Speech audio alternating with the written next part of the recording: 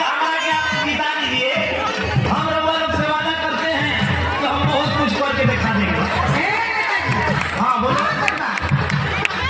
अरे भाई तुमको मालूम नहीं है क्या? हमके मालूम ना, आप बताओ। बताएं। हाँ बता।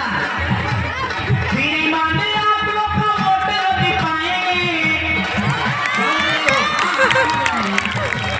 श्रीमान आप लोग का वोट रद्दी पाएंगे, केहू तो मंत्रिया नहीं खोल के दिखाएंगे।